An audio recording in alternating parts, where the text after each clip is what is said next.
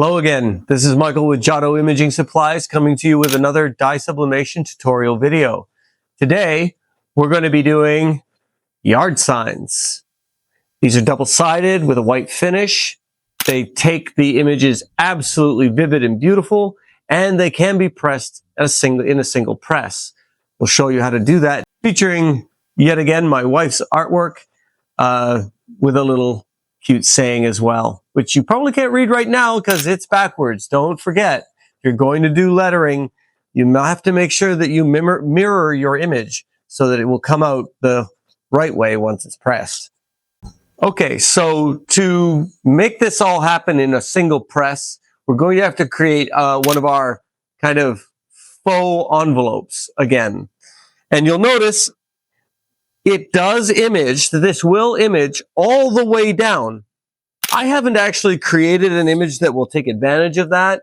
And the reason I didn't in this case is because doing it is lovely. And if you decide you want to, that's great. It'll look lovely.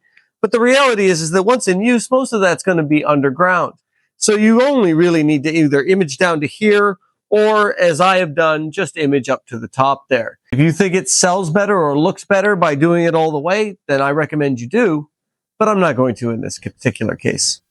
All right, so we take our image, and of course, as always, we cut it down.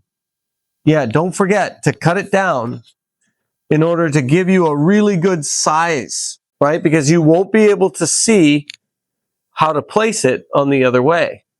As always, when we're making our faux envelopes, it's really important that you cut your image to a size that will let you sort of understand where your image is centered within this, so that when it's facing like this and you can't see the image, you still have an idea of how to center it. So let's go and do that now. On the bottom here, that's the easy one. I've already got it set up, but I haven't taped it down. So what I'm going to do is I'm going to take my top piece, and I'm also going to find a way to center it the best I can. I do have the advantage in this case of using a piece that is not full bleed. If I were using a full bleed image, I'd make sure that it came out wider on the sides and gave me a little bit of play space. Now that I have it centered, you'll notice it's on the table and I can't get my tape to it. So I'm going to use my little trick that helps me get there. I use a ruler, straight edge, preferably a metal one that isn't going to bend on me, and I just line it up and I take the whole image to the side here. Now I've got a piece draping over, and because it's draping over, I can get to it with my tape. So now I've got it into position with a piece of tape here on the side. I go and fold tape. Now that I have it draped over, I'm going to tape paper to paper.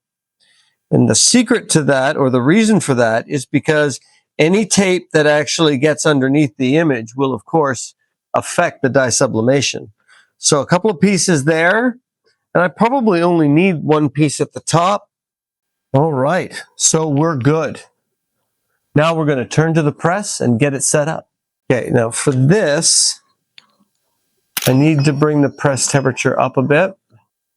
So our press is only about 1 degree away from being ready, but while we're waiting, I did also want to point out that you actually do receive the sign looking like this, with this green plastic coat on each end. It's kind of fuzzy like this, but that fuzziness is actually great because it makes it really easy to get to and then peel when you need to. That it will protect your image surface area in transport and keep it fresh and ready for when you actually do want to print on it.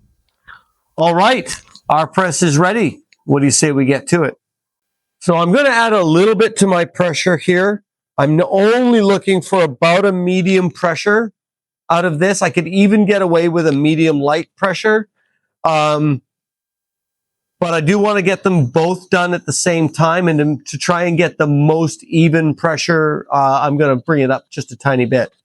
All right, so I lay that in there.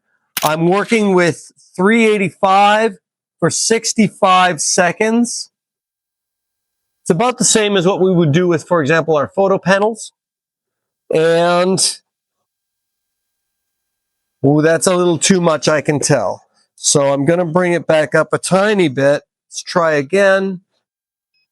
That's going to be just fine. We'll see you in 65 seconds. Just a few seconds away and it's about to pop up. Love that it does that on its own. Oh, it grabbed it a little bit. That's not a problem. That's a sign that your pressure was at least enough. You'll notice, once again, using gloves for this because this is metal and so this is hot. But, oh, I gotta say, I'm pretty happy with the results. Take a look at the vivid color that you're going to be able to get out of this. Careful not to trample. There's magic underfoot. And it's a bit of a pun because the name of this particular piece that my wife painted is magic. So, for magic mushrooms. So, guys, this has been yet another Joto sublimation tutorial video. If you like this content, please like and subscribe. If you really like it, tell your friends. Until next time, thank you for joining us. Be well.